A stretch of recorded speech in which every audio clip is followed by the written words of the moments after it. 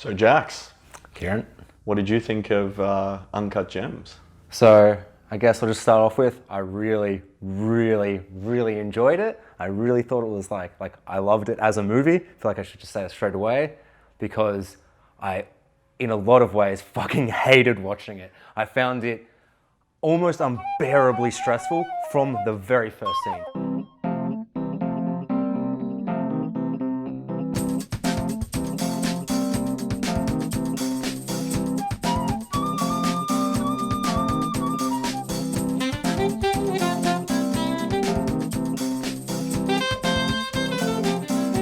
Yeah, we're in Africa and it's just chaos. People are yelling, people are shouting, the camera's just kind of everywhere. There's no subtitles, there's no dialogue, there's no focus on who's what. There's someone, he's injured, we don't know why, and I'm just like, where am I? What's going on? And it's a bit frenetic, it's a bit intense, but then the movie starts and Adam Sandler's walking around, he's talking, and everyone's talking over him, and everyone's audio levels seem to just kind of be there, but like, it just felt like when someone was talking, then the next person would be talking, and it just started creating this tension. And I found, especially in the first 10 minutes, 20, the music was just kind of going boom, boom, boom, and just doing its thing. The music felt irrelevant to the scene.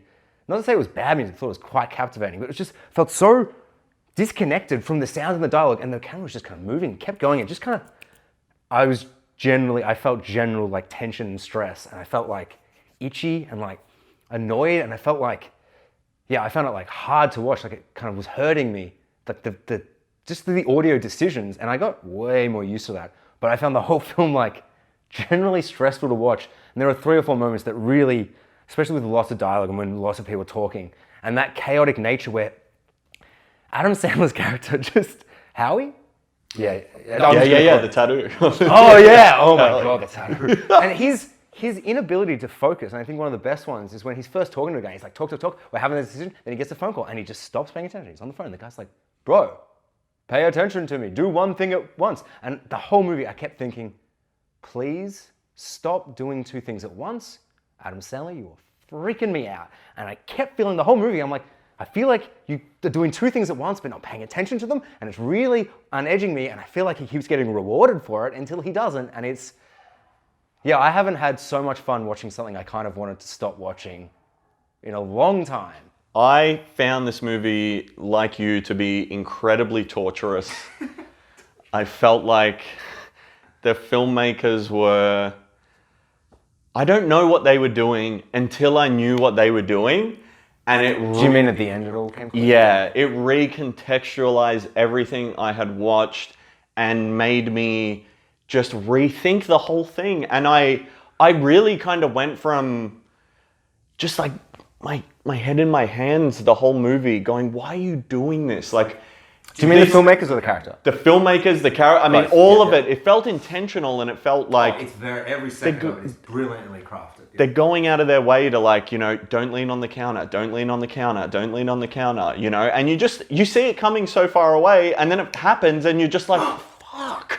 And it's this again and again and again, the whole film, and it sustains and it just builds and builds and builds. And I mean, the last sequence is just like the most intense situation, and all of these characters are just bubbling over the top, and everyone's fuming. It shouldn't even be a surprise what happens at the end. It's the most shocking surprise. I've never been more shocked, honestly. Yeah. I have, but I was deeply shocked and I felt sick. Yeah. When it happened, I felt sick, and I sat there for ages just being like, I actually thought maybe I didn't like the movie at the end because I was so hit with the realism of the kind of situation. And because he feels like he's not being properly punished for being the worst son of a bitch.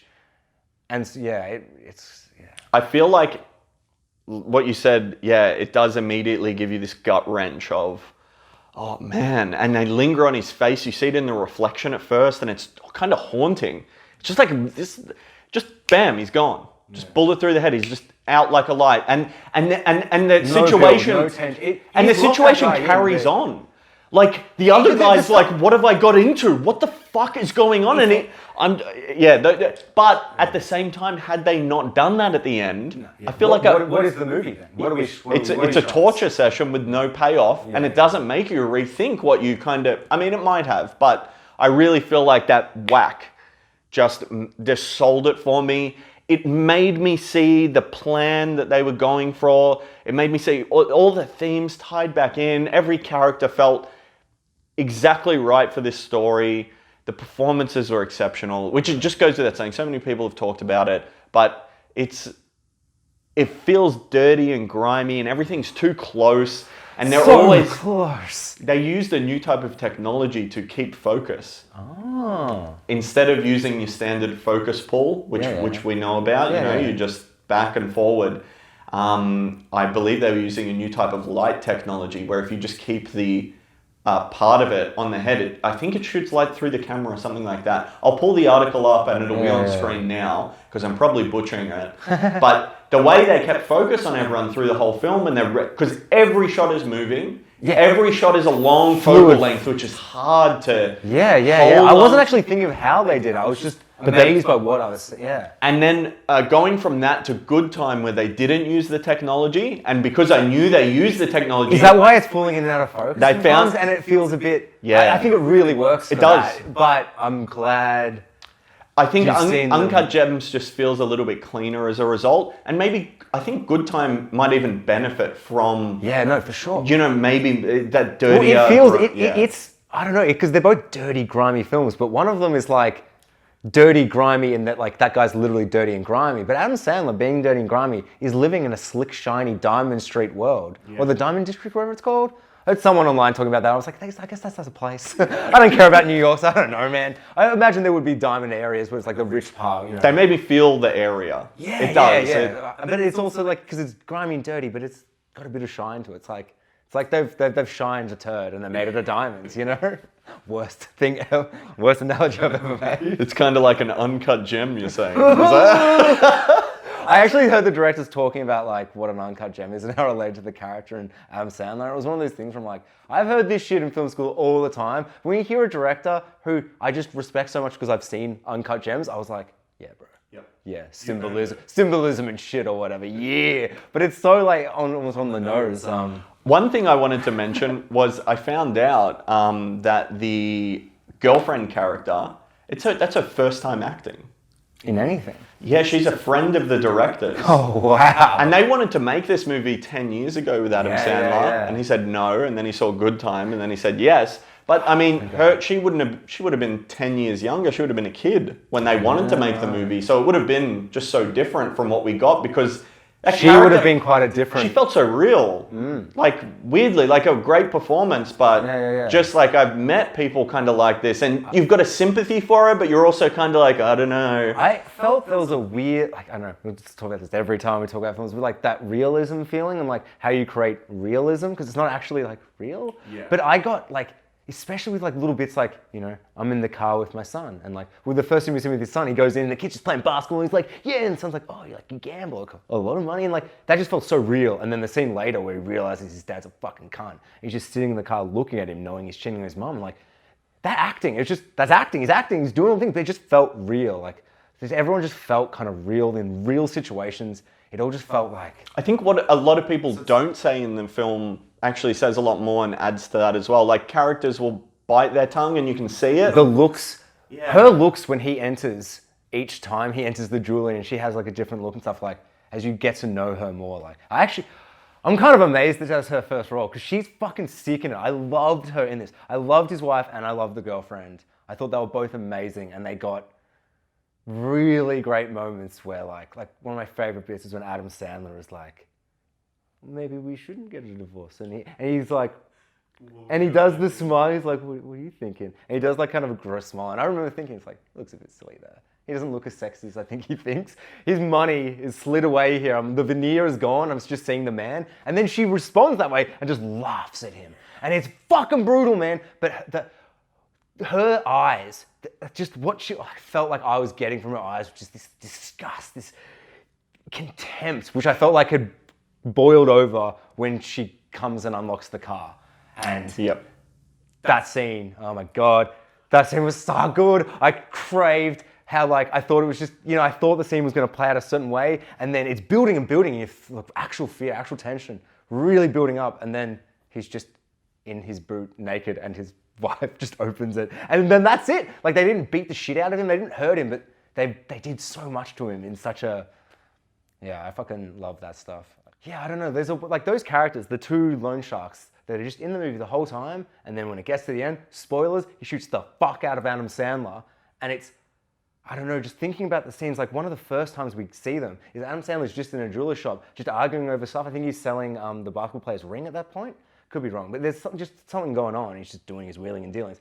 And then we just cut to outside and we zoom in from inside the shop, just outside. And those two loan sharks are just on the other side of the road, just screaming and arguing. We can't hear them or anything, but just keeping them there, building that through tension. the whole film. And I don't know, it's there the whole time. That guy literally says like, oh, you won't be fucking laughing when I fucking I'm like putting dirt onto your grave and laughing. And then the elevator closes. Like, I don't know, it's all just there. But I think the film is so real that I never really expect anyone to shoot anybody.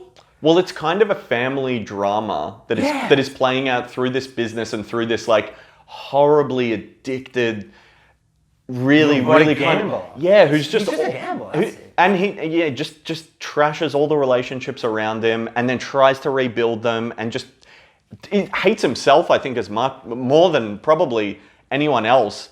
I mean, he has that scene where he breaks down with the girlfriend when people cry and you don't want to look at them, that's the fuck I don't want to, like, I don't enjoy watching him cry then. Like, seeing the veneer of that man, like, disintegrate and just looking at just him crying. He's like, don't look at me. And he's got tissue up his nose. Yeah, he's like kind of, I don't know, there's palpable emotion. But it is... You can see him breaking down. It is kind of this weird kind of partly criminal, partly...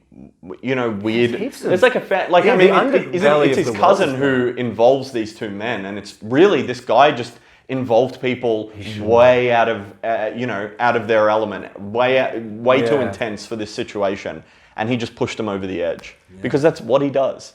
And it was just probably a matter of time before he pushed the wrong guy over. I think that's something I didn't realize I was watching, is this man pushing over. Like, there's the scene right at the start where he's really excited. He's like, I got the gem. I've got this sweet gem. I'm like, I get it. I presume that's going to be the uncut gem. I guess the movie is about a basketball player who's obsessed with this gem. Who isn't a real basketball player who also gives a fantastic performance. When I was talking to a mate, I'm like, how good is Uncut Gems? And he's like, pretty great, surprisingly good performance from a real basketball player. I didn't know. I presumed he was just an amazing actor that they cast because he was super tall. Yeah. Because he's very, very tall. So it didn't really occur to me, just because nothing about his performance for me, like that woman, felt like someone who isn't paid millions of dollars to act because they're so good. Yep. He was so good from the start. When he got that gem, I understood this dude is a superstar, people around him. His girlfriend is immediately like talking with him and flirting with him. He's very flirty with everyone. He's there with everybody. And his obsession with the gem, as soon as he starts looking into it, that's a very hard thing to convey. Like, a man gets obsessed with magic gem, thinks it's, that makes him play good basketball. It's like, I think that's the plot, but with shoes for like Mike, it's an obscene plot. But he immediately sold it to me, where I understood why he gets this attraction to it and all these things, that when he wants to take it away, it's like, because I guess we're following Adam Sandler, until more later in the movie we realize who Adam Sandler is, I'm kind of not on their side. I'm like, don't give them the gem, don't give them the gem. And then that building tension they have, where you feel like constantly just little things, like that scene where he's like, oh, can I take it for the day? I'm like, don't do that. I know that that's bad. You don't know it's bad because you're not watching a movie. You don't know that things are gonna have consequences, and this isn't just something. I'm watching this for a reason. This is not a good idea. Do not give him. The same when he's doing the bet later. No, not the bet, but when he's trying to sell the gem to the basketball player, and he's like, hey, my friend, can you just loan the money and push him up a bit? I know that's ending badly. I know the basketball player's going to drop out. I know he's going to win the money. Even though I know it, the whole time I'm like, don't make the deal, don't do the thing.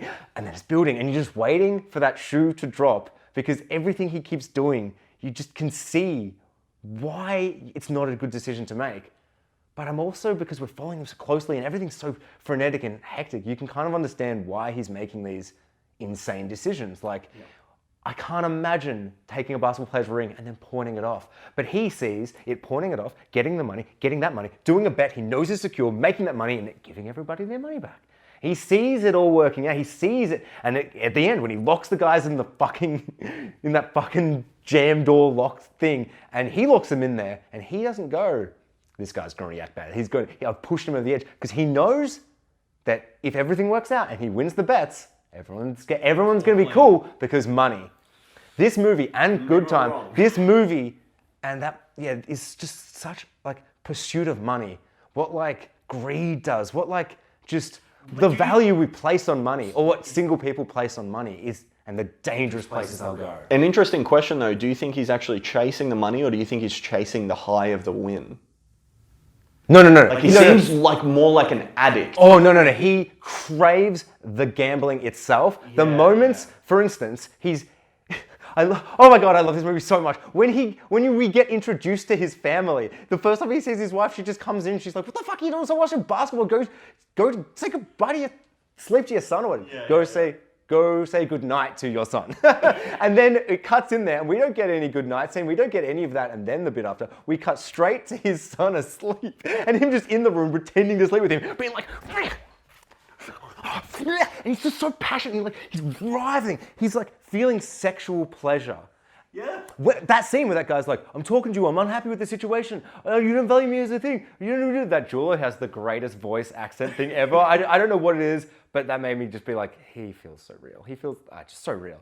And so when like his business associate that works with him, he's like, oh, you don't respect me. Oh, you're just looking for a fish. Oh, you're a mess, Howie. When I'm working with the other place, all that shit. And he's not paying attention. And he starts looking at the gem and what he knows he can do with the gem and all that stuff. It's just that sickening look, and he's like, I'm gonna come. Like he's just like he just gets so much pleasure from like, I think it's the chase of those things and like the realization of what he can, or the potential of it. The potential and like the using. I think he loves the idea of like, because you get the sense that over time, because we start the movie and he's in debt, right? Mm-hmm. Yeah, with his cousin. We don't find out until later it's his cousin, but he's in debt, so he's clearly loves being able to like grab like 20 grand from someone and then do it here and then 40 grand, 20 for me, 20 for you. And he just loves, I think, the idea of like nothing from something and that kind of...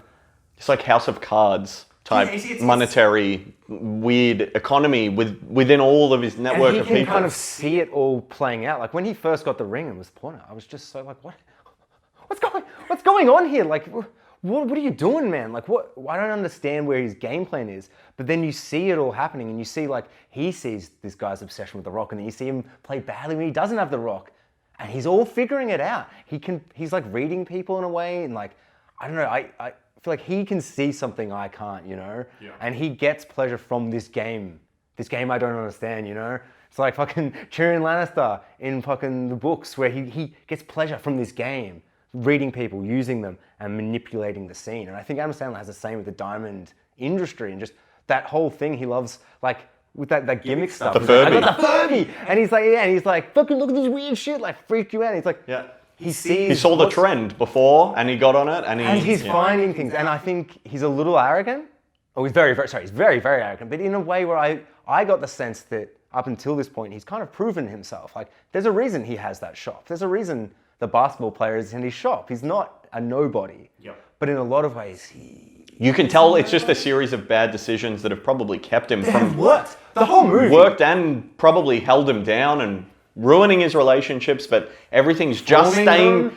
Yeah. I mean, an attractive woman gets his name tattooed on him and there's no way it's because of his personality. He's a fucking scumbag, douchebag, but he's in this world with the money. When they're leaving the club and she's like, and she walks off by herself, and she's like, fuck yeah, the weekend's so good. I listen to the radio now, so I know who that is. He has that song on the radio. I'm like, he's famous. When they were doing that, I didn't realize it was set in the past at first. I'm like, this is a weird, like, is he not as famous as I think? I never even actually figured out when it's set, but I think 2012. Yeah, it would have to be about that. If it's just before he broke the start of the movie, it says 2012. Because I rewatched the first 10 minutes just because I was interested about the frenetic nature of the sounds and the overlapping dialogues. I talked to a few mates and they didn't have the same...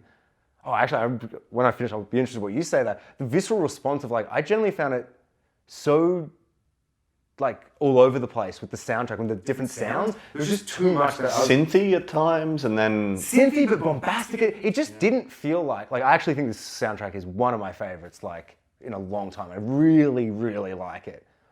But the first initial reaction to the first bit was quite like, oh, whoa, what? But it felt like that's what the movie is for this character. Like like that first scene where he comes in, he's like, who are these two guys? They're the loan sharks who are gonna fuck with you through the whole movie. Who are these guys? They're like, I know who they are at the end of the movie, but at the start he's like, who are you? Oh, we're gonna, and then with the buzzer, and it's like, and it's just the camera's moving the whole time. And the camera's like falling on you, but then it's like, whew, I'm over here. Then so it has that frenetic nature where it feels like it's constantly moving, constantly.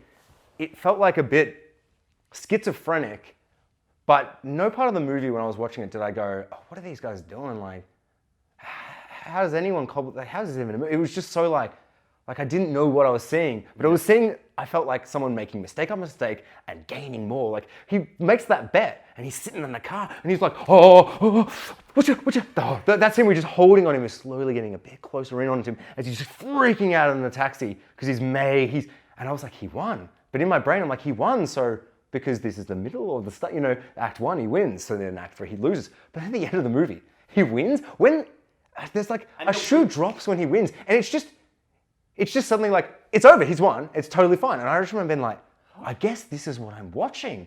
Sometimes selfish, narcissistic people win, and they trap people in rooms, and they hate them, but then they leave the room with millions of dollars, so they're totally cool. And the idea that man would murder him actually makes me feel sick inside. I love movies, I love action, I love guns in movies.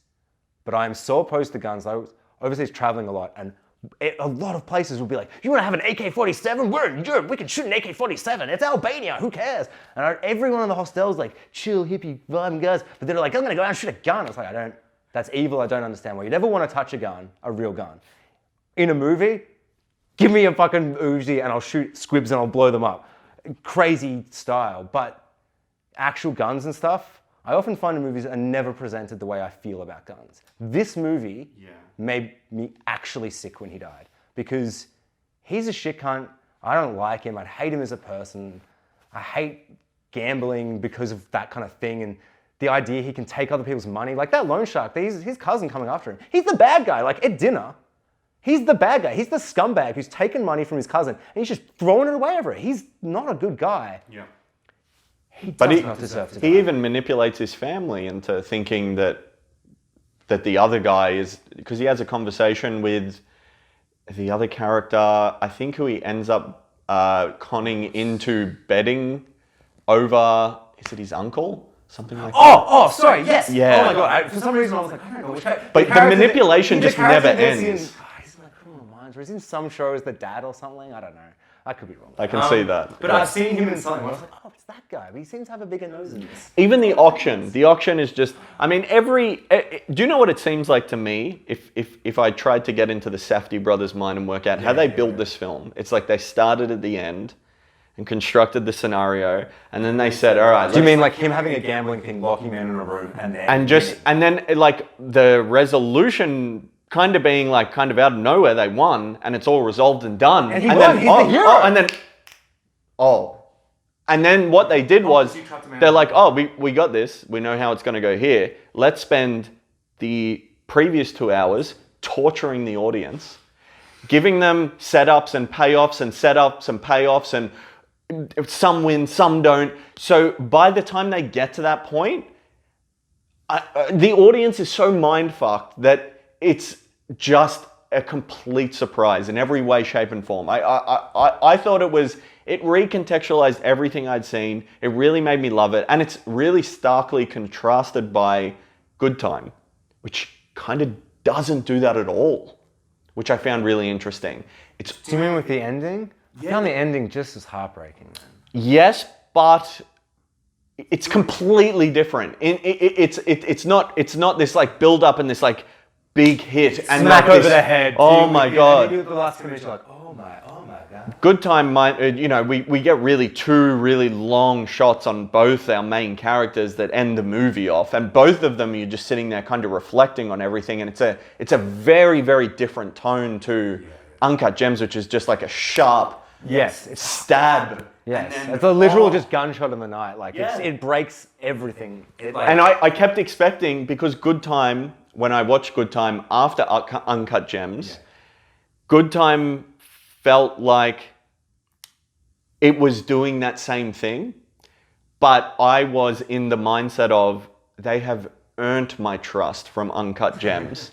So I will let them torture me all the way through this movie, so I get this sick payoff at the end where, I don't know, Robert Pattinson kills his brother. I didn't know what it was. Yeah, and they're building in all these other elements, and they have all these characters, and everyone's flawed, and everyone's dirty, and everyone's in the bottle of Sprite, and falls in the puddle. And I'm waiting for this big kind of hit, and it doesn't come. And I think watching it after Uncut Gems really made me go, oh wow, so they can do that, and they can do this, and they're both really, really good. And they're not, I thought, they're just doing a thing. They've found their thing and they're doing it. But I think there's a lot more to these guys. I really want to watch all their other movies. Oh, yeah.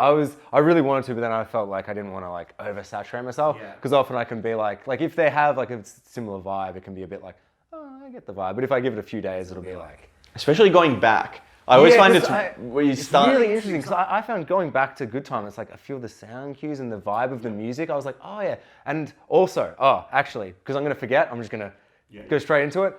My favorite thing about the Safdie brothers is blacklight.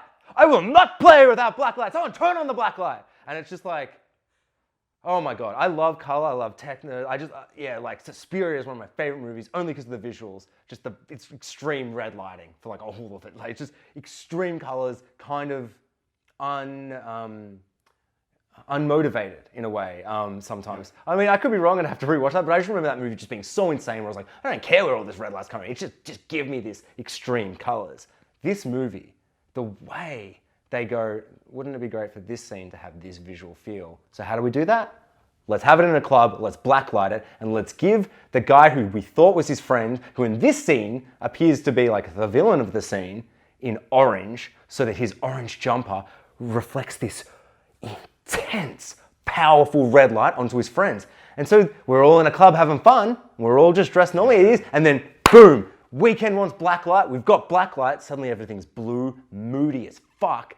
And the fucking guy who should have the gem, he's like, I don't have the gem, I'm just here to see the Weekend. And he's just being chill, but all his boys around him are lit with this dark red light. And I was intimidated as fuck. I was like, what the hell, is this guy evil? I thought he's the guy from, I don't know what he's from Get Out or something. But I love that actor and I see him as my friend. But now I'm like, because, with Adam Sandler, he's the friend at the start. But then it's like, who is this guy? The gem isn't a misunderstanding. They're fucking trying to steal this gem. These sons of bitches. And just the decision to make that lighting with the orange jumper, the way it would bounce, just visually looking at that, I felt was, it was inspired. I just absolutely crave that. And I can't remember what it is in Good Time. But there's a scene where suddenly it's like, it's a blacklight scene. And I'm like, it's their thing. And I love it so much. In the haunted house with the security guard. Oh, that's it. Oh my God, yes. And the decision, it's just crafting a scene, putting it in and finding where it works, and in both movies, it feels just so natural. It just happens because you have it, and I just love, I'm going to use Uncut Gems so I remember it a bit clearer in terms of it's just the Weekend being like, I'm not going to perform without a black light, that, which I don't go to clubs with big performing artists, but I kind of feel like that's the bullshit, I feel like a douche, I don't know, but I feel like this everyone loves him rapper who's there, everyone's there to see him.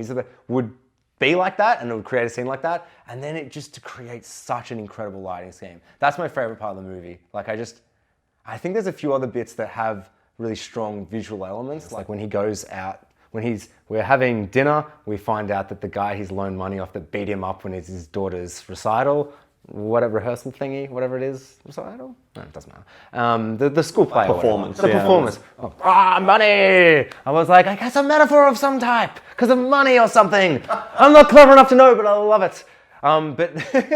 But when we find out, he's having dinner and oh shit, the guy, it's his family member. And then he's taking a piss or whatever and he opens the toilet door and I remember seeing the characters, the cousins there, and it's just that lighting. He's just like, oh, let's talk. And he's like, won't give him any. And it's just that extreme nature of the red, the violet. Another scene, it's a different type of extreme lighting, but it has that gross, it must be something to do with the color grade. Maybe you can let me know. But it's the scene where he's gone outside to talk with the guys at the recital, at the school play, and then they're chasing him and I love there's one shot where he's just running, normal running, which looks slow. If you film someone running, it looks slow unless you shoot it in a certain way. And so he's just running looking like the schlubby guy, just dad guy he is. And they tackle him and stuff. They put him in the car. And then when they're in the car, everyone's so red. You know when you like see a photo that someone's taking you to a party or whatever, and you're like, oh my God, look at my pores or whatever the fuck is on your face. That just creates that redness. Yeah. And it's just like, oh shit, yeah, you don't notice how often a nice photo doesn't have those things. They're all just red. I can feel the pimples. I can feel the little hairs they haven't shaved properly. And just everything about it was just gross and red. And I'm not sure if it was just my TV or whatever, but it had this really like slimy, gross feel to the scene. And I think it just really adds to that, like, I mean, the scene where he's there with loan sharks. He's like, what's going on? He's like, don't say my name and all that stuff. And it just felt like those decisions to grade it, I guess, or shoot it with whatever camera. I don't know. I'm not sure what they did to make it feel like that, but so much of the movie had that feeling that made me, I got sucked in so much into this world that as someone who watches movies and goes like, literally like, it's Adam Sandler doing a movie with a gem, like, you know, but I forgot multiple times that it was Adam Sandler, and that I'm watching someone who I, for years, had no respect for. I mean, I'm sure he's the greatest person. He's made some amazing comedies, but the stuff he's made in the last 10 years, like Jack and Jill, like the idea of that movie offends me. It offends me that I know people, I've met human beings that watch his movies and still love his movies, which is why it really grates me, because it's like, they're atrocious. And I feel like when I see him that I know he could do better. And when I watch this movie, I'm like, oh my God, he can really act. He can really, really act. So much so that I'm watching like Adam Sandler's beyond stuff. It's like if I watch Ben Stiller, or if I see Quentin Tarantino in a movie, it's not a character. I see Quentin Tarantino in a movie. He's playing a shitty Australian fucking slaver or whatever the fuck. You know, I see Tarantino doing a thing. And I really thought Adam Sandler would have the same thing. Because when I heard it, it's like, I heard about this movie. Adam Sandler's in a movie that's good. He's threatening to make another bad movie because this movie's so good and no one's noticing him. I fucking hope he doesn't make that shit movie, man. I mean, I like the idea of him threatening to make a bad movie because it's like he's so aware of how shit the movies he makes is, which I've got to respect that. Billions of dollars to have fun with friends. But yeah, this blew my mind with how good he was, because I completely believe the character, so much so that when he died, I was deeply affected. I'm usually not affected by movies. Like, I feel like, especially right at the end of a movie, sometimes I can feel it's a bit like... It's hard to process because out of fucking nowhere. He's like mid-win. I'm still processing the fact that he's won. Well, he died in that win, so in a weird, sick way, he... died happy. He died like at the peak of... Like, that's peak Howie life. Yeah. In a super messed up, just... The ramifications of it all, as soon as it happens, you just, like, where's the girlfriend gonna go? And what's gonna happen? His whole family, his fucking son, who'd only just realized that his son... I mean, the cousin was murdered too, that orchestrated, like, the whole... A thing like that happens, like, when he got shot, and then the other shot, it's like, oh my God, I guess everyone's lives are just moving on, and like, if you were just following these loan sharks, they just... You know, Adam Sandler's like nothing to them. He's just some dude who pushed them a few times. They kept threatening to murder him. Stop fucking... Don't bite my friend. Don't punch me in the... Don't do this. Don't... And then he locks them in a room.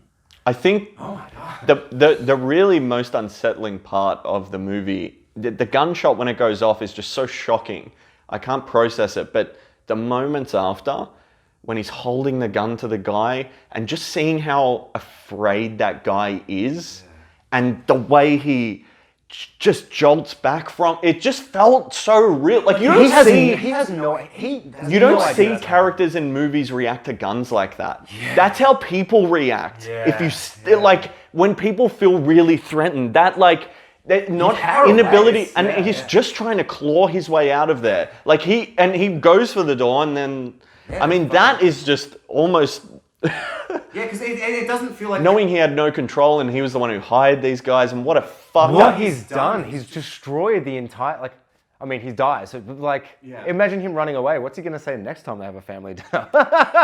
Instead of being like, oh, you forgot Adam Sandler in the dinner talkie thing, whatever, you know, where he forgets his line, he doesn't like introduce... Instead, he's just like, yeah, I got him murdered because he lent 12 grand. Clearly, we don't need that 12 grand anyway, which I think's that intense. Like, clearly everyone's got that money. So it's like the money they're arguing over in contextual isn't the same as if you have no money. Yeah. Like, say, in Good Time, everything he does, I feel like I understand these horrific decisions. I understand why he's pushing everyone, he's doing these things, he's using everyone.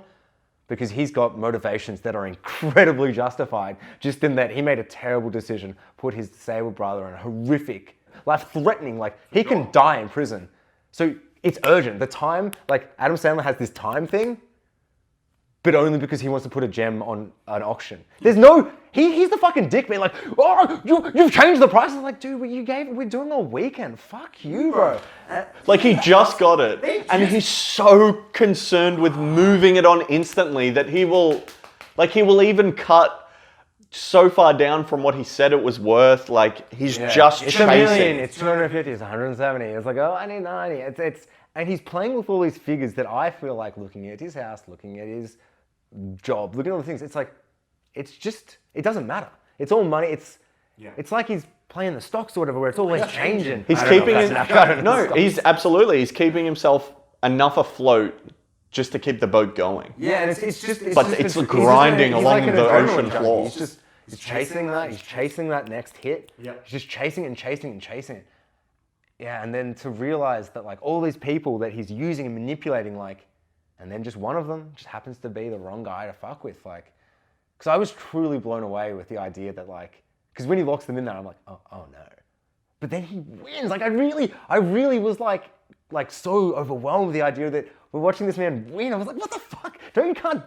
And so there's the gunshot, I think, in time, I'll quite enjoy that, but I still kind of angers me and, like, saddens me, because it's like, it's just such a gut-wrenching, horrific decision. And it's like, but I also do love that, like, little scenes that I thought were just great tension-building scenes were really just, like, setups for, like that door lock thing. Like, he comes in and the first time he's like, just let me in. We get a bit of, like, but then there's that middle part of the movie where it's like, the whole movie up to that point is being like, the famous basketball player is obsessed with my gem and he stole it. And he's going to try and steal it. What can Adam Sandler do? He's just a dude. This is a fucking NBA star. I have no interest in basketball, but I am very aware of how much people crave basketball. And I guess especially in America, with American basketball, they fucking crave. And so he's a big star. I mean, I can only imagine. I haven't really Googled him. But I imagine that people would know him. And, like, I don't know. The idea of him stealing the gem feels real. It feels like something that he could get away with. Oh, and so when he actually appears again and has the gem, I was like, oh my God. He's not a scumbag. And it kind of, and you're like, okay, but the idea that basketball player might just then leave the store with the gem again feels very real. And I'm still on Adam Sandler's side, because I think until the end, until I realized, he doesn't deserve to die, but, like, I don't know, he's been pushing everyone. You really shouldn't push people like this. You really shouldn't treat everyone like this. But because I'm still on his side at that point, I want him to get the gem back. And I'm just so stressed because every scene is so stressful. I just want the scenes to stop being so stressful. That, for me, is the most stressful scene I think I can think of in a movie, because I have never found something as simple as opening a door stressful. It's the most stressful scene I can think of, and all it is a man has a gem and wants to open a door to talk to him about the gem. That's it. But the way it keeps cutting, and, like, the first thing happens, you can't get the door open, and then the buzz, and the buzzing just kind of keeps coming in, and I felt like all the sounds, the way they layered the sounds, made me genuinely distressed. And I think it's the soundtrack. I'd have to really watch it probably a few times and really kind of dissect the scenes, but I think that's probably going to take away from the allure of just how you feel when you watch a movie, which is fine. But I just in terms of trying to think, when I first saw it, I was like, I think it's the sound, because the way it kind of is frenetic and it's moving and stuff, but the sounds, like the buzzer and people talking, they're talking. Pushing the door. It's like everyone in the door, and they're pushing, and it's like, and he's talking to the other guy, and the other guy comes in, he's like, oh, what's going on? And it's just kind of like, guys, can we all just take a fucking breath and could just everyone shut up? And I'm going to just open the door. Let's just stop yelling at me. But everyone's just talking, and everyone's kind of, and it just kind of builds and builds and builds and builds. When he actually opens the door, I was just so like, oh, fucking okay. I couldn't even emotionally deal with the fact that he didn't have the ring. Like, when he's like, okay, Jenna, he's like, the ring. Oh, the ring. And I'm like, no, I was like, I wasn't emotionally like, oh, I was just like, you know what? I almost have to pause this fucking movie. Adam Sandler, stop stressing me out. What do you mean you don't have the ring? Oh, because you pawned it. What are you doing, man? Like, what the fuck? Like, and then he's like, oh, this, I'm like, is he going to take the gem away? Like, just such, little things that really, they got. There's 8 of those, though, in the movie. Like, so much. When he finally gets the money at the end, when he finally gets it, and you can feel him start pumping Garnett up, the basketball player. getting him into the idea. We can feel something. We got something we can feel right here that no one else knows about. Yeah. And he's kind of like, I mean, I guess. You can tell he's... one who has to do all the things here, man. Just gotta say it. And then I just couldn't, and he's hanging out the window, and I'm like... Oh, no, yeah, that was, for me, I was like, that's dropping. That was the only time I felt like I sensed the tension, but it didn't. Yeah. Actually, that's not true. There's probably a few bits, but it's like the auction. I knew that the black guy, the basketball player, what was his name? Garnett. I knew Garnett. The tall big guy. Which is kind of on the nose, isn't it? I mean, Garnet, Gems, I don't know. It just all seems like that must have been intentional, but then how could it be? Because you don't know you can get that guy for it. No, I actually saw something today. Oh, fuck, I should have. Cut this, I'll show you the video. No, I'm not going, I can't be bothered. But it was a video about why, over the 10 years, the basketball player changed 3 to 4 times, and the entire script had to change. Because the character changes. Like, they got this type of basketball player in this band. What are they called? Teams. Yeah. I love sport. We have the 2 most sport illiterate people on earth in a room. I love it when they throw the ball around and they win the points for catching a ball. No, but when they had all these basketball players and they changed, and then the script changed, and this guy Garnett, Garnett is on one of the teams. Like, he plays when I don't think he actually plays anymore. I think he's retired. I think. Makes sense. But it doesn't matter. But the team he plays for is the director's like enemy, you know? He hates that team. And so he was viscerally, like, when he was on the phone to the guy, he's like, I hate you, I hate your team. And so it's gonna take me a bit to realize, and like, it took him, he said, a process to realize this guy can act. Because he didn't see that. He couldn't see past his obsession with basketball. Yeah. I also love the idea that these guys really are into basketball. Like, I don't know, you don't have to write what you know and stuff. But it's like, if I was writing a movie and the basketball player was involved, it's like, I've picked that just because, but you know, they care and they are passionate, and I think that plays into it. It does. And I couldn't even tell you why, but I feel like it's there. You feel it in how the characters act. I mean, that basketball game at the end. How he talks about basketball, the main character. It's the most.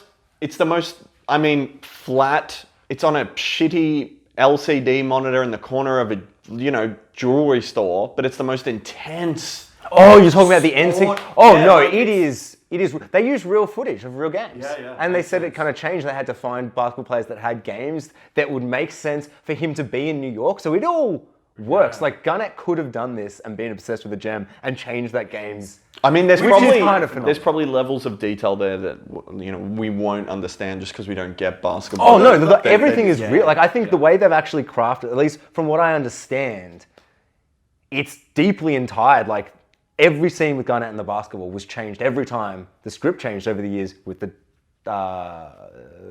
when the basketball player they were going to use changed. Which is amazing, and so that Garnett thing must be entirely a thing. I just realized another thing that we haven't talked about that I thought was really, really cool is the way that it begins. Not like the start, but like a couple of minutes in, it then has like we're going into the Uncut Gem. Yes. And we go into this Uncut Gems world, and it's like, and we're zooming through and we see these colors, these lights reflecting. It kind of visually, that reminds me of what I kind of wish the Marvel movies did with Ant-Man's quantum world, and like kind of creating a euphoric sense, but without feeling like I'm looking at CGI blumps and blumps. Well, it had. You know what I mean? They added a lot of grain, and I mean, a lot of it looked imperfect, which added more realism and the sense of depth. But I mean, I guess, did they create it visually though, with visual effects? I would say that I don't know, but it looks to me like a blend of like visual layers, maybe blended with real kind of actually getting maybe close like macro. If you got macro photography of opals and then kind of laid them together and kind of zoom through and in After Effects, that sense where you feel like you're going. Create a 3D camera, but there was a lot of grain, a lot of like imperfections in the imagery, which added realism, which you kind of get a little bit of in Ant-Man. You get that depth of field, but everything looks too clean. Like, the CGI is very clean. Like, if when Ant-Man goes into the corner round, it looked as good as Uncut Gems, that whole movie would be like, wow, when we got to the end. Because it doesn't feel like a visual effect. Everything feels like a visual effect. Whereas in this, I feel like, when we were going in, I was like, what the fuck? Like, how did they do this? Like, I was generally like, I guess they just shot the gem. And then I'm like, but I don't know if you can. So I was kind of wowed, but I wasn't like, well, I guess it's a visual effect. I didn't have that, you know, when visual effects can kind of just hit you over the head with, it's an effect. Yeah. And it can be good and bad. Like, you know, when I watch Jurassic World, Fallen Kingdom, I look at it, I'm like, that's a big dinosaur that's created on a computer. I don't get any sense of anything, but it's a visual effect. It just kind of hits me in the head. And then sometimes you watch a visual effect and you're like, oh my God, like Ex Machina. I'm like, how did they make a robot lady? I don't get it. Yeah, and she's just kneeling on the floor. Yeah, and you're like, what?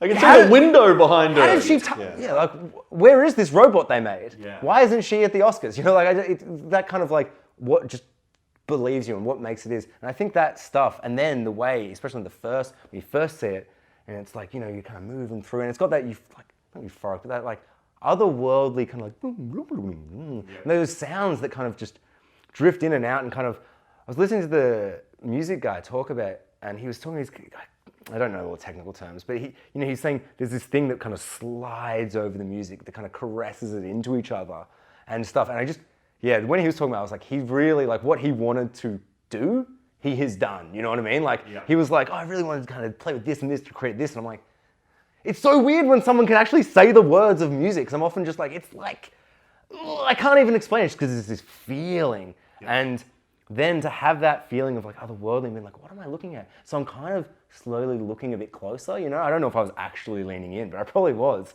I'm getting closer. And then suddenly I'm like, oh, it's getting gross. Ooh, it's getting slimy. Oh, I don't like this. Ooh, and then I'm like, oh, it's a hospital. He's getting like, I don't know, something. They're looking at some part of his body. And then his body. And then it back around. We zoom into his cheek. Oh my God! And it turns into the. Yeah. I didn't even realize the crossplay of that. But I thought that was such a beautiful way to like introduce us into this beautiful, but also gross thing. You know, like, because I don't know, the shine and the light is gross. I mean, me for particularly anything inside the human body, like I can't watch any doctor show, really anyone doing any kind of operation, any inside the body, I feel generally ill and I hate. The idea of like, you know, when they kind of, just, the idea of them looking at the doctor thing and then being like, he's got a disease or I'm like, oh, I could have that disease, and you just wouldn't know. And it's, I find it's body horror. It's body horror, but real. Like one of my favorite things in the world is body horror. I crave if someone turns into a fucking fly. You know, all those movies, 80s body horror, I love. But anything that's like not over the top in any way, that like House, I will never watch an episode of House in my life ever again. Ever. You couldn't pay me to. You could totally pay me to. Do you want to pay me to watch House? I do.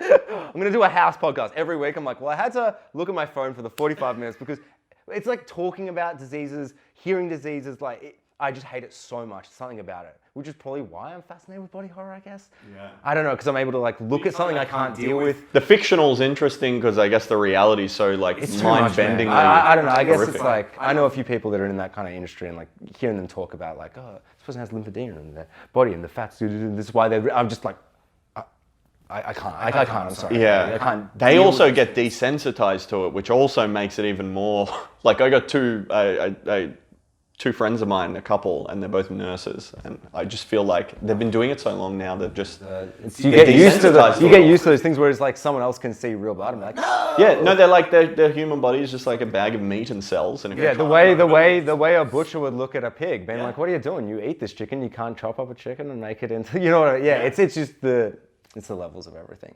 But I found that ending and beginning of the gem like. Such, I don't know, you know when you think, and you like look at something, you're like, it's not the obvious decision, but it's also like so clever and so beautiful to like decide we're gonna like have this thing kind of bookend our story. And I do love a good bookend. I love something being at the start and me being like, what a great way to start. And then when the movie's ending, being like, oh my God, the movie's ending because we're here and this is coming together. Yeah. And just thinking about how it's like, it's beautiful and disgusting. At the end of the movie, he's disgusting and dead. And then it goes back into the beauty of it. It's like, I don't even know what to say, it's just so good. Just want to sit here for a bit and be like, that's... Can't wait for the Safdie brothers' next film. I really cannot. I want to see it at the cinema, I want to pay for it, you know, I'm on board with these boys now. You know what I actually, to pivot a bit to Good Time, which we haven't really been able to talk, we haven't talked about as much, but I really love Uncut Gems.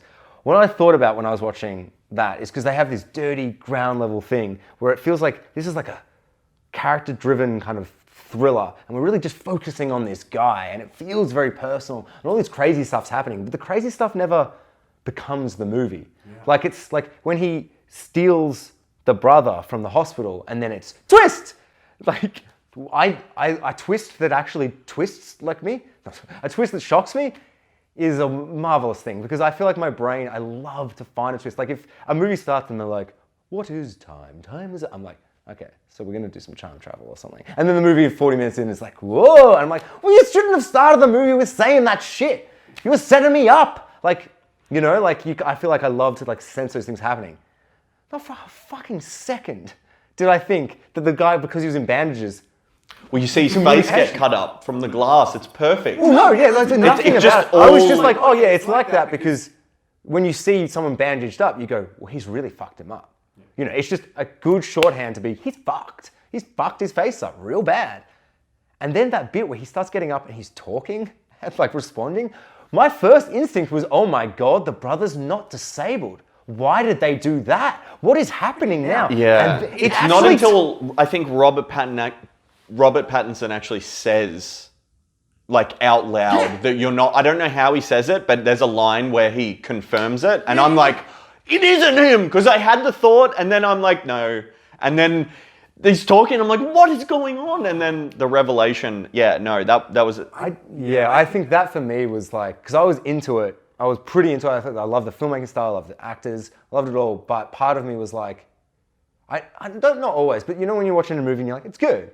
But I'm waiting for something to just go, yeah, for it to click and me to go, well, often it's not even that. Sometimes it's just like, okay, we're halfway. I don't see another 45 minutes. Like I'm unsure what more to take from this story. I feel like, because he's got him out, is it just an on the run story now? And then it's like, oh, yes, it's not him. We haven't got him back yet. We now are introduced to this fully new character. And I had a completely irrelevant reason why I wanted to bring this up for the context, but I just, yes, no, I'll go back to it. But it's like, just that feeling that the use of it and it all being character driven, and we get introduced to this new character and it's like, what the fuck? But he's not just some character, where suddenly then like, he's like, hey, I was in jail yesterday, bro. Here's how I got here. But I don't know, part of me, I think just the way, it must be the way they did it. It's just great filmmakers. That was so captivating, and suddenly I felt caught up, but not in a, I mean, he literally is like, this is, I don't know, it kind of was like in a shittier movie, they'd be like, here's how I got here, and it would like cut back and it would be all like... I almost feel like a lot of the elements that these brothers work with are very familiar and almost at times very played out, and they use that to either execute it in a different way or set something up later that will pay off completely that you're not expecting. There's so many elements like that in both movies where I'm like, I kind of feel like I've seen this, but I haven't. And it's all just so many of these things together that just build to a bigger whole than you know. Because, yeah, no, I 100% agree. Because when he was actually doing that scene, I remember thinking like, when the girl, the young girl that he kind of gets involved with and stuff. When she's coming back after he's told that story, I remember being like, oh shit, that's right. She just left the car and I was like, oh, because this is the bit in the movie where our main characters, you know, we're doing the action, we're having the thing, but now it's nighttime before the big battle or whatever, where we have that moment, or where we're driving somewhere but we've had to park for the night and we're having that. It's that classic intimate moment where we find more out about the characters and they share their backstory. But it was literally him being like, I don't know, that's kind of what you do. You'd be like, bro, this is what I was doing yesterday, and now I've woken up and you fucking ruined my whole life. When that guy ends up dying and falling off the thing, once again, it's something like, as soon as he's doing it, I know what's going to happen. Yeah. And it's not me going, oh, well, of course you're going to do it. It was just me being like, no, please, no, don't do it. Because obviously, I mean, I know why you have to do it. You have to get out of this situation. Because he summed it up very plainly, because it's plain. And he can't go back to jail, bro. Like, I mean, he could. But fuck that shit, man. I haven't been to jail, but if I was in that situation, I'd be like, fuck no, man. Some kid has fucking stolen me, but I can never explain that away. I will never, ever be able to explain away this insane... I don't know. You know when it's like, this is a comedy of errors. Everything's just, what are the chances of getting another guy with bandages on his head in the same hospital? But no, take away those things and the real life horror of doing that. It's like, he ruined that man's life. That man is dead. That man now is dead. He killed him. And it doesn't matter if he died in the movie or not. He does die in the movie because he pushed him so far, he's trying to escape and he falls. But it's like, that's when I really was like, fuck, these guys love their fucking evil human beings that are doing evil things for money. Well, speaking of, I really feel like Robert Pattinson's character, I mean, he is such a villain. He's this expert manipulator. He is constantly seeing a few steps ahead of everybody else, and he preys on the kind and the weak. Everyone to him is a tool to be used. When he kisses that girl on the couch, God, yes. and for a second you don't, like, I mean, I didn't process it, and then I did, and I'm like, no, she's young. And then they're on the bed, and he's like pinning her down, and you just know, he knows he's pretty, and he knows this girl's a bit younger. And there wasn't any lead into this, but it's like, this is the situation I'm in right now. I have like 3 options. I'm doing it. Yeah, and he's in and it works. And he goes, oh my God. Because as soon as he sees the videotape playing, well, the news report, he's got to act, and he immediately decides exactly what you'd do if you were Robert Pattinson. Super, even with his denim jacket and the hoodie and the gross veneer of the Safdie brothers films when they just like start filming and acting, you're like, I thought Adam Sandler was pretty. What's going on here? Robert Pattinson, I'm looking at it being like, I know he's, although to be fair, when I'm looking at Robert Pattinson, he's still very sexy because he's just incredibly attractive man. Same with The Lighthouse. You watch that movie, it's dirty and disgusting, but he's a very sexy man under all of that makeup. Under all of that black and white, I can still see sexy cheekbones. But he uses it in such a disgusting way. And I think for me, the moment I realized, I was like, holy shit. I think you need to, not need to. I think when you pick sexy, charming actor, and to use them for like bad characters like this works so well because part of my brain goes, this is what can happen. If a really attractive guy comes to my door with his disabled brother, why would I think suspect of that? Yeah, I think the main scene that really cemented, like, I guess, because I watched Uncut Gems first and then Good Time, and they're the only ones I've seen of the Safdie brothers, like, really cemented, like, what I feel like at least these new movies that they are doing is like, this character has like a disabled brother who I know he cares about. Like there's a scene very early on when the first scene when we're following, he's getting interviewed by the guy and you get the sense that the doctor's trying to get a bit from him. Something's happened, maybe he's hurt someone or he's done something. I could be wrong with that, but I feel like that's what I was getting. And then the brother comes in, he's like, what the fuck? You're manipulating my brother, all this stuff. He's immediately like, you're manipulating me, this and that. I love you, don't you? But then so quickly on, he's put his brother in a situation where he's robbing a bank with him with, I don't know, the only part of the movie that I was like suspect on, and this could be my lack of knowledge about masks. The masks they had on were so realistic, I was like, how much money did you spend on those masks? Didn't you just not buy the masks and just have that money? I don't know. That could just be mask knowledge. They were oddly realistic, but also terrifying. They were horrendous because they were the full masks of kind of like people, but the mouths just didn't move. Yeah. So they're talking, but it's scary. You're like, oh, someone's under that. From across the room, it's a face. It's a face, and then a full face. Next to it, it's a... And yeah, I don't know, he's immediately using him, and then they're running away, and like, I don't know, it's like, with those kind of situations, it's like a certain type of person would probably like, you know, that classic, don't hold my arm, you know, when you're kind of worried about someone, I don't know, I got up, sorry. I suddenly realized we were filming again. I was like, oh, I gotta sit down. When you're kind of like, I don't know, when you're running with someone, and it's like, if you need them, you know, if they're more important, you're gonna be grabbing them and bringing them forward, and you're going to be the one the shark gets. Yes. There's essentially 2 types of people running. The type of person that's gonna get the other person there because they're more important, they love them, or despite how they feel, they might still love them. I'm not saying they don't, but that fight or flight just kicks in a little bit and they just go. And Robert Pattinson has that because I was genuinely surprised because his brother falls, hits the glass, smashes the glass, and I go, oh no, he's gonna get caught. Robert Pattinson is already so far ahead, he doesn't hear the glass, or he hears it and doesn't pay attention. Either or, horrendous.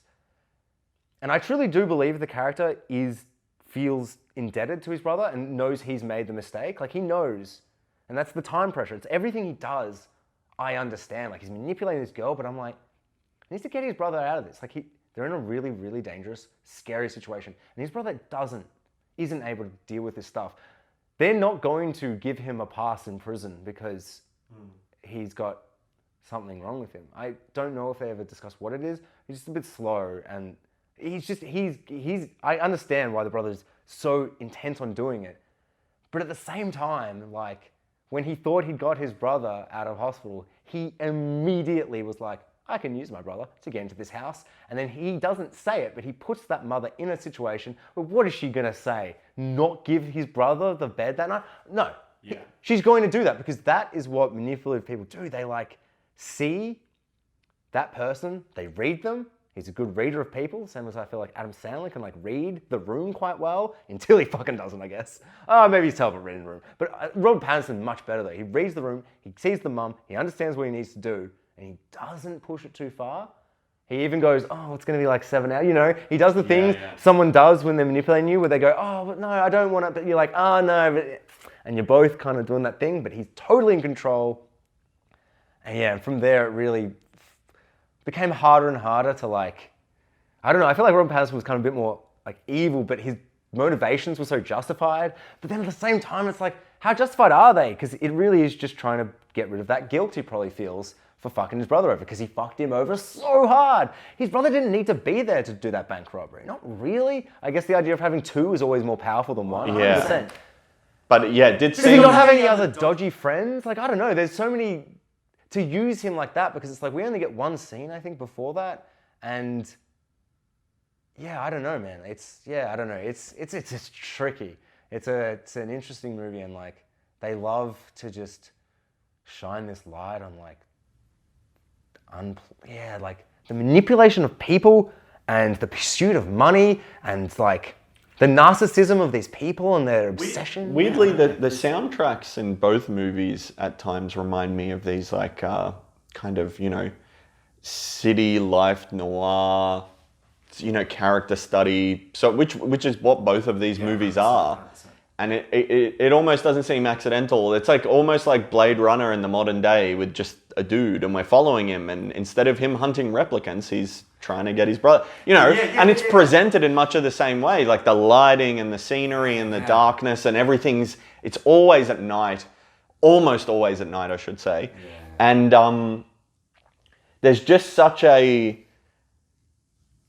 specific look that they gravitate towards constantly, even with what you said earlier about the neon lights, and all of it kind of weaves back into, I just can't get over the fact that they would put on a Blade Runner and just like, this is what we love. Yeah, this is what we want to do this, but in the modern setting. Yeah, like Blade Runner, but just like a real movie. And good. Yeah, and good. Yeah. But it's so weird because I actually did get a sense of the soundtrack with like the boom, boom, boom, boom, that kind of like, I'm going to say otherworldly, ethereal kind of feel.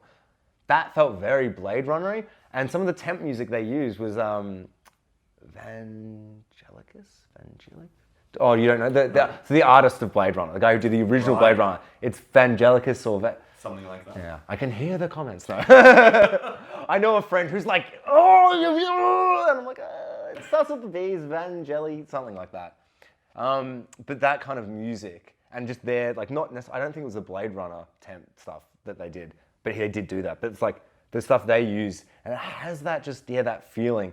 But until you mention it, it's like the actual look of the movie has that, it's like dirty and gritty, but it's also neon. Yeah. And it's got that, dirty and, I feel like dirty and gritty when I like think about it. It's like, this feels like actually what I think of when I think of gritty. It's not just a dark movie, like a Batman.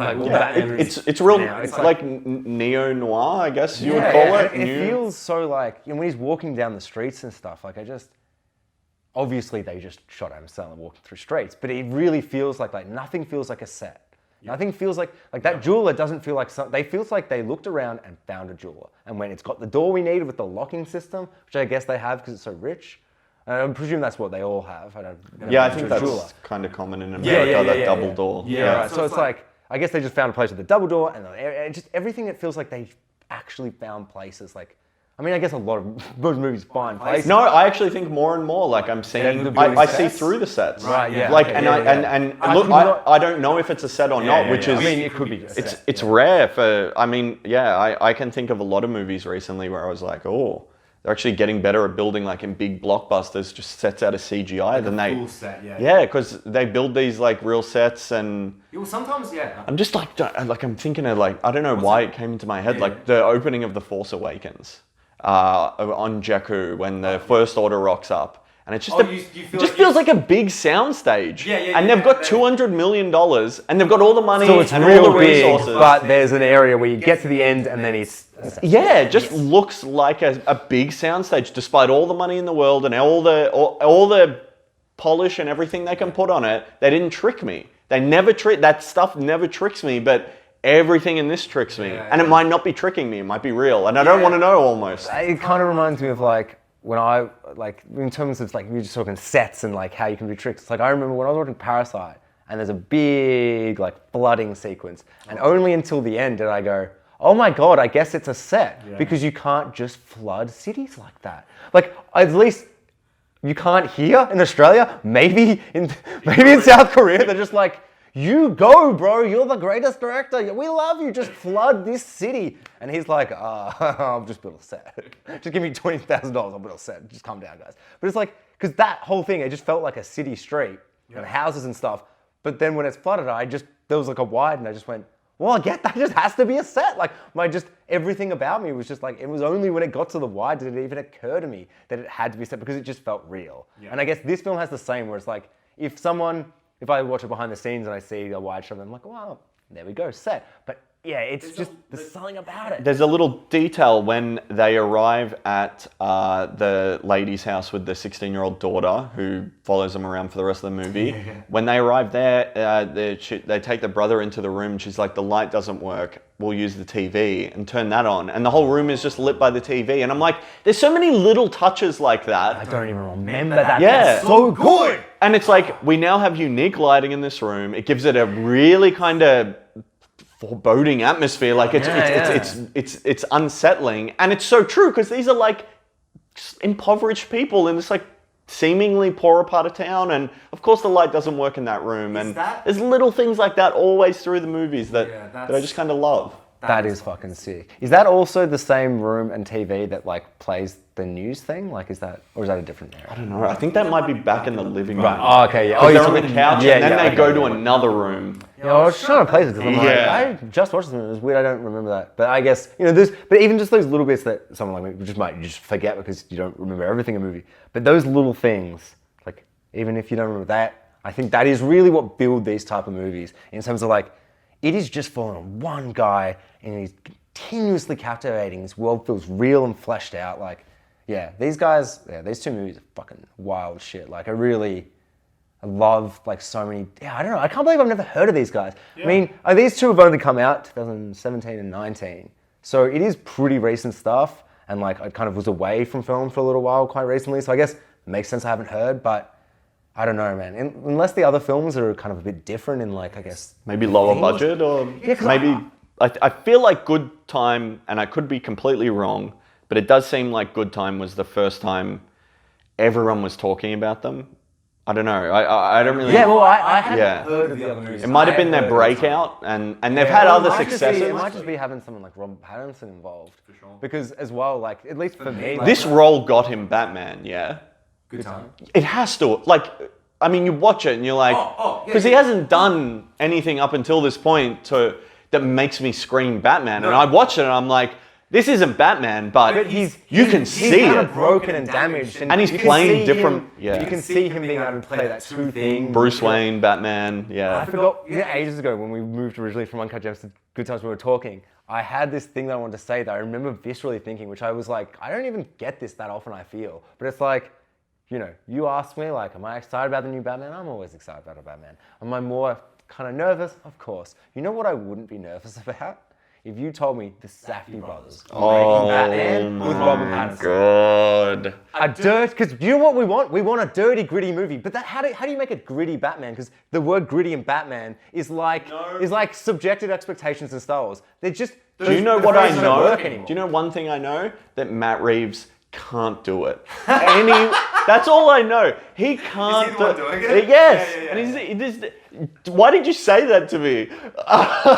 I don't want to ever see this new Batman movie now. I don't even care that Robert Pattinson's in it because I know Matt Reeves won't do anything near what I want their Batman movie. Imagine the Gotham they'd create. I know, because they're so just their feeling and their touch of New York and like doing the things that I get. I don't know. It's like I don't give a shit about New York, but like the way they made it in Uncut Gems felt like, I don't know, they just shoot it well. They make the city feel, but they didn't do anything too like splashy. Yeah. Splashy, flashy. Yeah.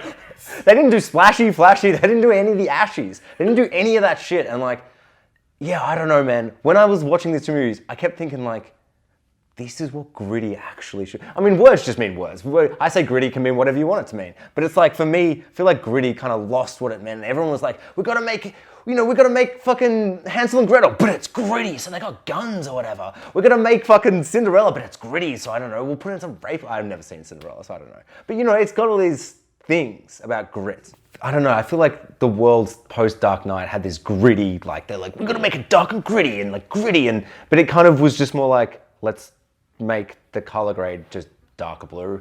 Let's just make it dark. You know, I don't know, just, like literally dark. Let's literally make it dark. Let's not, like, for me, when I don't know, I'm just creating what I think when I think of gritty. But it's like, when I think of gritty, it's like, I think of like grimy, of dirty, of like, gritty, of being like, it's like feeling the slum and you're like, for instance, like, when you forget to brush your teeth in the morning and you feel that and you can almost get the grime, gritty, this looking at something and like being able to get the actual slime off you, that is what I feel like they create and they hone in on, and I don't know what it is, but it's the way it looks, the grainy feel, the way the camera moves and follows characters. It's very close, it's quite intimate. The hair, the people are sweating, people are... Sometimes in cars, everyone's just really red because it's the car and the lighting and everyone's kind of gross. The guy just got bit and he's like freaking out and he's just someone who's bitten and he's like, don't bite me, you cunt. And it's just so like, it just is. Can you imagine if Robert Pattinson was walking around maybe half the time as Bruce Wayne and just going up to like what would the Scarecrow look like in that movie? What? Oh my God. Should we email them and just say, hey man, we really like Batman and we're really not happy with who's making next Batman. And we know that in 5 years someone else will make Batman, but we like Robert Pattinson, so we don't want this guy. And we know you've got his email. Yeah, you've already worked together and we think that movie's pretty good, but it'd be better with more Batman and Penguin in it. Just more people in costumes punching each other. But I just feel like they'd be able to grab what I think I find about the comics with Batman is like the wild, wacky characters. I was talking before, Birds of Prey, that didn't have like, just not just like every single character is like a costume character in it. There's still goons in it. There should be no goons, not in a movie. Like, just have everyone be everyone be everyone. Do all the weird ones. Do the weird ones that you see in a video game and you just wish, because I don't want them to have their full movies. Like, Clayface doesn't need to have more than 30 seconds. But give me that scene. Maybe not Clayface, because he's so extreme, but like, I don't know, I can just imagine so many characters and them just putting that like Safdie grime on top. And casting weird, like, what's his unknown name? People. They're friends the guy who can act like amazing. The guy from Captain Phillips makes an appearance as the security guard and just kind of fits so well. I don't know what Captain Phillips is. With Tom Hanks on the boat. Tom Hanks I'm the Pirates? Look at me. I'm the captain now. That guy, that's the security guard. I think his name's Barkhad Abdi, something like that. I'll put it up on screen. It's not that, but it's like that. Yeah, awesome. That guy's sick, Yeah, he was. And I was like, when he showed up, I was like, I don't know why he fits so well in a Safdie brother. They just cast people who look a bit... Yeah. I love go back to Uncut Gems, but I love the guy who's wearing the orange jumper. And I'm pretty sure he's in Get Out as the man who's wearing like all the... He's like the one who's been like, wait, you've seen Get Out? Yeah. Oh, God, I was like, I don't want to fucking ruin that movie. He's the one who's like, get out! Get out! With the hat? He's wearing that weird Is that him? Oh, shit. Oh, I think so. No, I'm like 100% sure because he's got like this flavor to his voice. And I was just thinking, I think it's, just something about him that I find like, I'm like, I'm on his side. That's why when he's in that scene where I'm like, wait, is he the bad guy now? What the fuck, you monster? And like, I just thinking about him in just any role, any Batman Rogues character would be fucking wild. We've ruined this new fucking movie in 2 minutes. But we just want Safdie brothers Batman. Yeah, that would be sweet. Because they're great directors, really love their stuff. I just realized that if they were doing a Batman movie, there'd be a scene an hour in where Batman walks into like Penguin's club. He's like, Penguin, I need some information on the Joker's bomb or whatever. And he'd be like, yes, but we're going to have Catwoman performing. And Catwoman's like, black light! And the whole scene's black light. And then he's punching goons. And it's all black light. His eyes come on. And they're the only thing glowing in the black light. Yeah. And then it zooms out on a hook and like flies in and there's just a cape.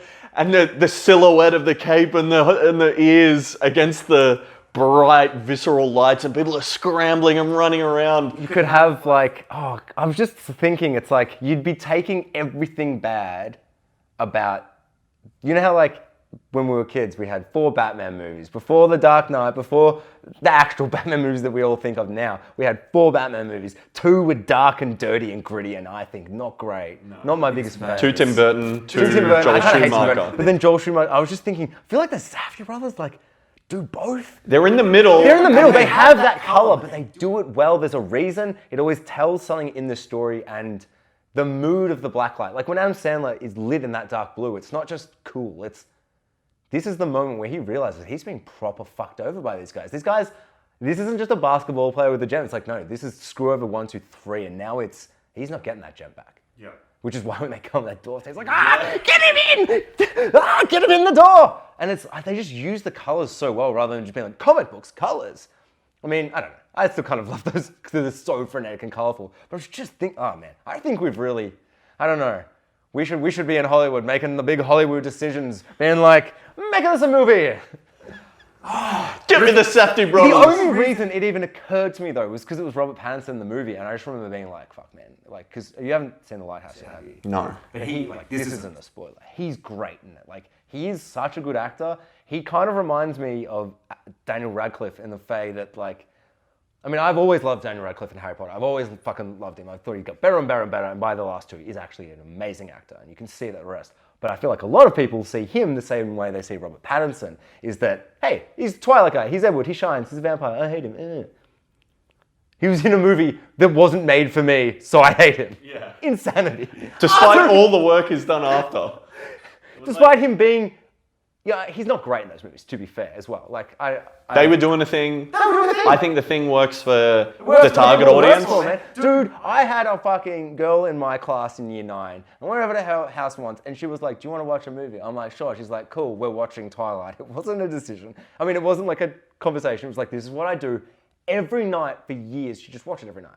Because she craved. Yeah, that's my girlfriend. Yeah. But people really, like, I think people like us really got into him. I don't necessarily I did or didn't, but I was like, I don't know, he's the Twilight guy.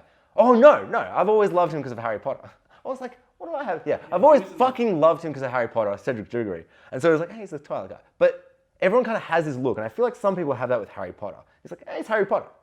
And since they both had these careers where people kind of define them by this early role, very early role, every movie they make, it's like, they're like, you know, subconsciously or not subconsciously, who knows, are like, fuck those fucking fans, I don't know. Fuck that guy who like walks past me at Comic-Con and was like, Twilight sucks, you shine, you loser, or whatever, you know, like, just sparkle on your bitch or whatever. I don't know what that's, sparkle on, what I'm saying. But like, whatever insults they be getting, whatever, it must feed into them, and they must be, I feel like they're picking these dangerous, intense roles and really pushing themselves. And I think it's probably, I mean, maybe not, maybe these both been incredible actors forever. But like, especially like Robert Pattinson, like, some of the roles I've seen him recently, it's just like, wow, he's pushing himself and I'm seeing him do stuff. And it's like, I cannot wait to see him as Batman. Like, I truly can. Like, casting him is fucking sick. Like, he's great. And it might have just been from Good Time, because I've only got 2 movies in my head that I love him from, and it's Good Time and Lighthouse. And I'm now realizing my opinion have changed very quickly and recently on him. That's all it takes. I mean, yeah, it's one cool. Like, I didn't hate Adam Sandler. I accepted Adam Sandler did what he did, and it made me sick and sad that some people have seen Jack and Jill, and I know someone who liked that movie. And I guess technically we're still friends. I do regret that decision. Well, they think so. But yeah, I don't know. I can't remember what am I trying to say. Fucking, hey, he's a good actor. Well, yeah, and look, I think both of these movies are just really, really exceptional, and they both do different things, and they both have so much overlap, and they're both so different, and I'm kind of saying everything and nothing right now, but it was a lot to process. I think they're a great double feature to watch. Like if you were going to sit down any and watch, order. Yeah, oh yeah, I think, in one order, you're going to go, oh man, look at how far they've come. And in the other order, you're going to say, hey, look how far they've come, but just the opposite. You're going to notice it in the opposite way. And I think just these little things like just the grimy feel, the one character that we follow that's a fucking dick. Yep. And then at the start, you're like, not sure, like he's not a dick, but then you're like, oh, he's a dick. And then by the end, you're like, he's a fucking dick, fuck this guy. But so captivating. Nothing about their movies, like there's so many little small bits. But not a second of these. You know when sometimes you watch a movie and you know there's a bit where you're like, yeah. And then someone could be like, oh, but this about it. You're like, yeah, it's doing everything worked for me. All the little bits, all the little scenes, all of the decisions, like, I feel like work really well. And both these movies, I don't know if it's a newfound passion of theirs or something that you can find, when you look at Christopher Nolan's movies, you find those weird little things that are scattered throughout the whole thing. But that pursuit of money is so weird because they're done in so different ways. Like one is like an addiction, like this guy who's addicted. He's addicted to gambling, he's addicted to that feeling, and that feeling involves money, so money is involved. But it's not really, he doesn't need money. Yeah. He's kind of using money to get this, to release this addiction kind of, he's in the car and he's like, I'm gonna come. Like, he needs that, he needs the money for that, whereas this other guy fucking needs the money, because some guy is like, I need 10 grand or 15 grand or whatever it is. Yeah. But he's like, so there's such different looks at how you pursue money, how evil men manipulate all the good people around them to get what they want money-wise. It's almost the same thing, but it's so wildly different. But because it's directed by the same people, things like The Black Light I don't know. I really like them as two films together, and I cannot wait to watch the others. I think I looked at one of them that they'd made, and the synopsis was something about like a real look at like life as a heroin addict in like the 90s or something. I was just like, not today. I don't know if I'll ever watch that movie. But that's enough Safdie brothers for one day. It's kind of like, whoa, they really deep. And I was just kind of like, I don't want to watch like a real drug addict, for 90 minutes, because that's what it will be. And they will do it good. It will be more Requiem than Trainspotting. And to contextualize that, if I haven't mentioned before, Requiem makes you not want to do drugs. Trainspotting is like, drugs are cool. Like, except for the baby scene. The baby scene is fucked. But when I watched that when I was 17, in that, I was like, Requiem was a dream.